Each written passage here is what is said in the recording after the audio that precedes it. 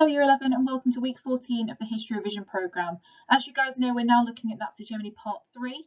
Please make sure that you have listened to the knowledge PowerPoint from this week before you attempt the questions in this lesson. It will really help you if you've recapped the knowledge before you have a go at applying the knowledge to these questions. Let's get started if you're ready. If not, make sure that you go back and watch that PowerPoint today. We're going to start off with the technique needed for question 4 in this lesson, and we're also going to be looking at question 5 later on as well. Now, question 4 is basically the describe question. It's 4 marks in total, so it's not a very long answer really. You're meant to answer in about 5 minutes in total, but the describe question will always ask you to describe 2 points about something. And within this answer, although it's only a 5-minute job, you still want to try and show off as much relevant knowledge as you can, obviously relating to whatever the question is asking you about. And it's really important as well that you do try to make sure that you use specific examples and details as well. That's again part of the showing off and you demonstrating your knowledge and understanding that you have of this particular area. Now also, if the question particularly is asking you in a certain way to link back to the question, you do need to make sure that you are doing that as well. That linking back as well will really help you just to consolidate that 4 out of 4. So let's have a look at an example of this question, and we're also going to have a look at a model answer together too. Okay, so this is question 4, example 1, and the question is to describe 2 economic policies of the Nazis from 1933 to 1939. And this, as you can see, is worth 4 marks. Now, obviously it's worth 4 marks, but we do need to mention 2 different economic policies of the Nazis in these years. Now, obviously, I want you guys to have a little think about what your points would be first of all, before we talk through what I would say. Please pause the video for a couple of seconds, just have to think about what your 2 points would be if you were to answer this question on your own. Okay, so hopefully you've had a little think about the 2 economic policies that you would come up with. For me, I think it's best to make sure that you talk about the short-term and long-term aims of the Nazis and talk about the policies that they implemented within these years. So for example, the 2 economic policies I would talk about is the policy of improving the levels of unemployment and getting people back to work. I would of course then give some examples of how they did that as part of their economic policy. The second economic policy I talk about is their kind of long-term aim of self-sufficiency and getting Germany ready for a war. And again, I would give some examples of how they went about doing that. So they would be my 2 points. And then obviously I would give the examples, but giving again specific bits of information to help support that as well. Let's have a look at the model answer for this question on the next slide. So remember that the question is to describe 2 economic policies of the Nazis from 1933 to 1939. What I'm going to do is read through the answer first of all, and I'm going to talk you through some key things that are necessary in this answer to achieving 4 out of 4. So let's read through the answer first of all.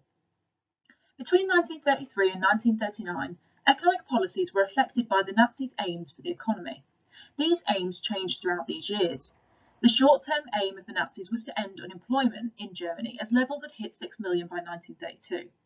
The policies that the Nazis implemented to achieve their short-term aim include measures such as the rearmament of Germany, which brought back conscription from 1935 and increased the size of the army to 1.4 million by 1939. This in itself created many jobs, but rearmament also increased the demand for resources, which resulted in more work in factories. The Nazis also reduced unemployment with the National Labour Service, which was a compulsory programme for young men between 18 and 25. These young men were employed to build schools, autobahns and hospitals. However, the long-term aim of the Nazis was to get the economy ready for a war and become self-sufficient. Goering was put in charge of the 4-year plan in 1936, which increased the production of iron and steel as these were key commodities needed for the war. Rearmament was also a part of the Nazis' long-term aims, as this would be important for a war, and the government changed the way that this was paid for. Instead of raising taxes or borrowing money, they used Mifo bills. The government bought 12 billion Reichsmarks worth of rearmament using this method. However, this strong focus on rearmament resulted in poor living standards as food prices rose due to shortages. So basically, guys, you can clearly see by the way that I've obviously divided the answer into 2 points that I am addressing 2 different economic policies.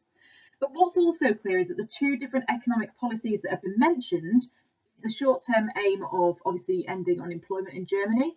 And then there are lots of examples of how that happens with some specific details. So, we talk about conscription, we talk about rearmament, we talk about some figures like 1.4 million by 1939.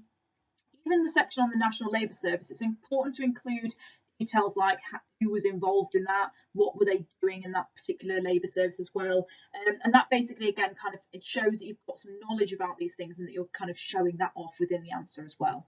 Now, for the second point, of course, it's the long-term aim of the Nazis to get the economy ready for a war and to become self-sufficient. That's the second point, and again, we've got to give some examples of that. So particularly looking at like the 4-year plan, we've talked about that there. We've also talked about rearmament again slightly and how they kind of change the way that it's paid for, particularly with the MIFO bills. And again, using some specific details like the 12 million Reichsmarks worth of rearmament that was basically paid for using the MIFO bills. So ultimately, guys, what you can see is that a 4-marker is a nice straightforward question, but it is important that even though you're writing for 5 minutes, you've got to make sure that you obviously have your 2 points, but you also need to make sure you give some specific details to support the points that you're making. On the next slide, you're going to have a go at writing one of your own questions. Okay, so this is your question for example 2. This is the one that you're going to have a go at doing on your own. So the question is, describe 2 ways that the German youth groups opposed the Nazis, and this is worth 4 marks. Now, first of all, you need to make sure that you know what your 2 points are going to be, how you're going to form your answer. There are actually different ways you could actually go about doing this, to be honest. So you could go down the route of doing like 2 different youth groups and then just explaining how they oppose the Nazis. So for example, like the White Rose, Edelweiss Pirates, and just explain how they oppose the Nazis. You could do it slightly differently though. You could, and I do think this would look better in an exam if you could categorise it. So like, for example, you could talk about the 2 ways as like the ways that the youth groups oppose them. So like you could do your first paragraph or your first point about how German youth groups oppose the Nazis passively. So you could give some examples of them like doing certain things like listening to jazz, or growing their hair, and going out and drinking and things like that, rather than kind of following the Nazi ideals of a young person. So you could maybe talk about like how youth groups passively kind of oppose the Nazis, and then you could also, as your second paragraph, talk about how they more openly oppose the Nazis. So that's where you could do things like the White Rose group, and obviously how they were handing out leaflets and things like that. I mean, you can even look at like the Edelweiss Pirates as well, because they also helped like prisoners of war, for example, and they supported people escaping from concentration camps. You could also think about the fact that they kind of mocked the youth quite openly, and they refused to join. So there's kind of different ways that the youth oppose the Nazis. So it's up to you. You could do it however you personally feel comfortable. So you could go down the route of just going like, right, I'm going to talk about one group and what they did, and another group and what they did, or you could do it categorized by looking at the types of ways that the youth groups actually oppose the Nazis. So what I'd like to do now is pause this video and have a go at writing your answer. Remember, it's a 5-minute job.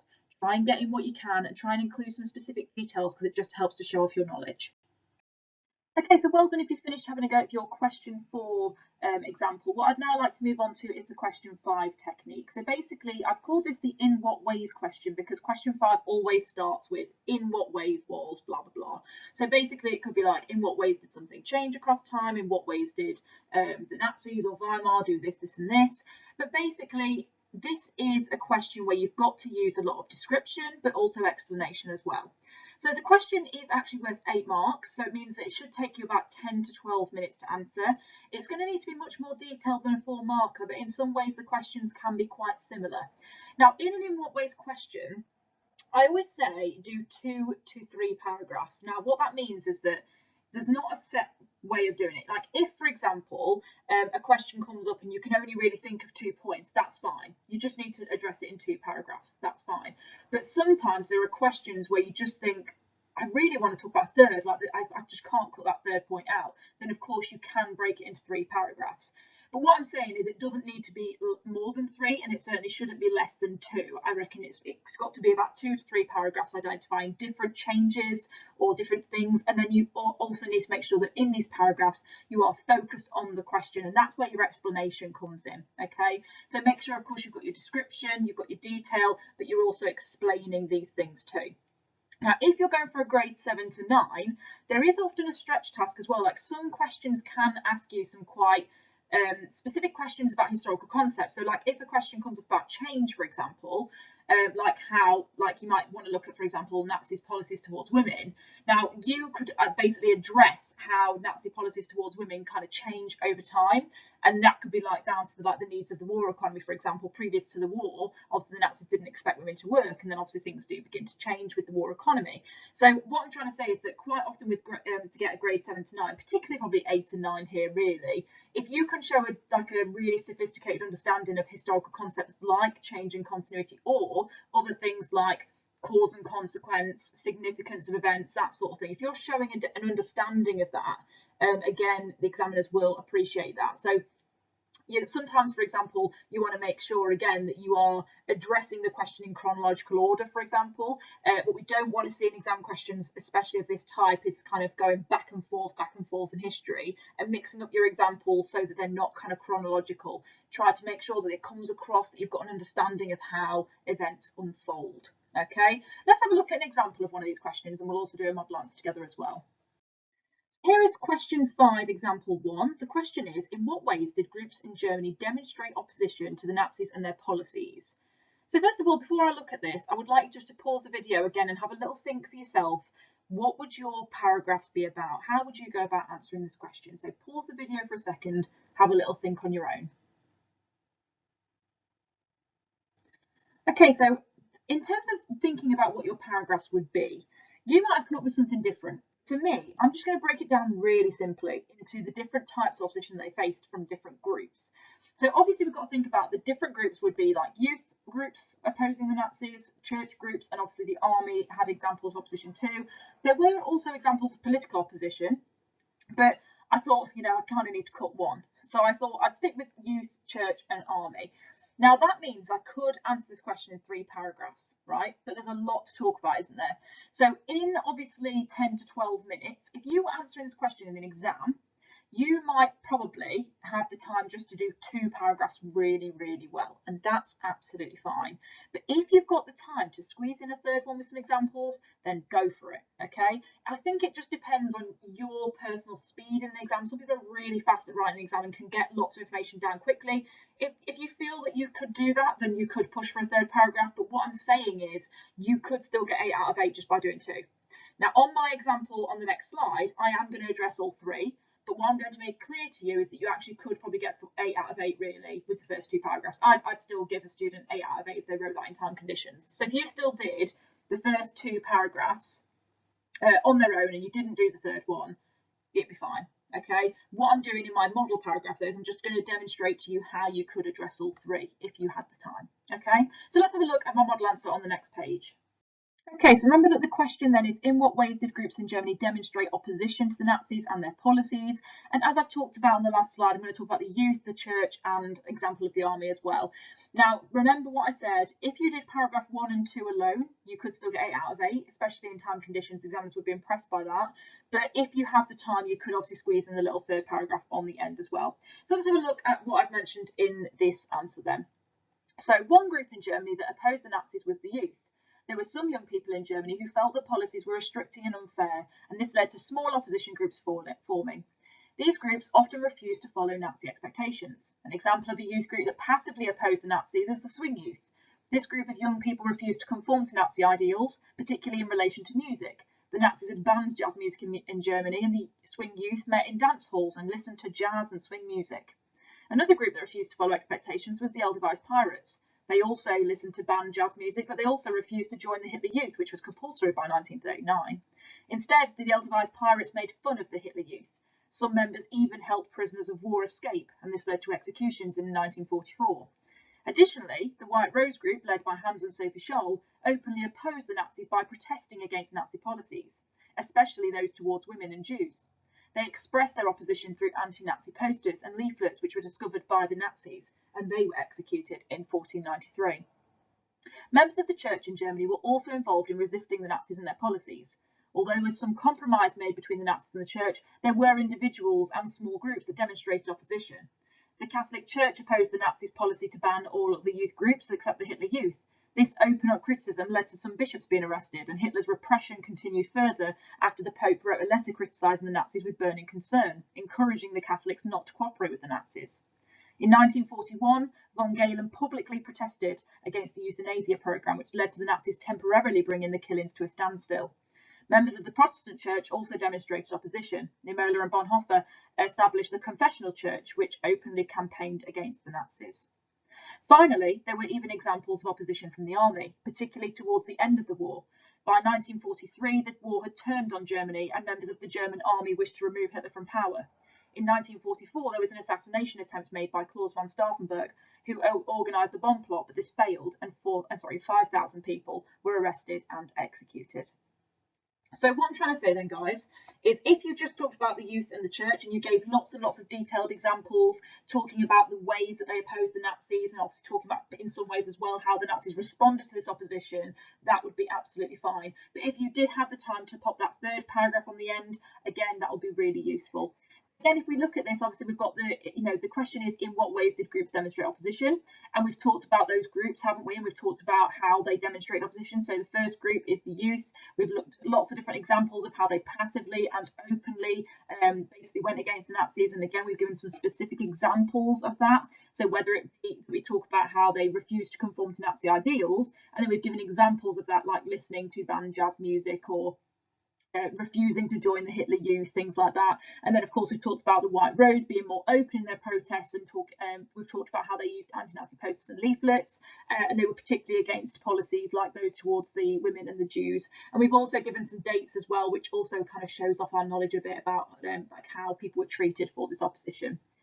The thing is obviously looking at the church, so that's our second point. And again, we've given examples from the Catholic Church, and we've given examples from the Protestant Church as well. And again, we've talked about how they actually did oppose the Nazis. So we've given examples of von Galen, we've talked about the Confessional Church being set up. So there are individual examples there too, and that again is us showing off our detail, our understanding of this opposition. And again, it's the same really, isn't it, with the opposition from the army.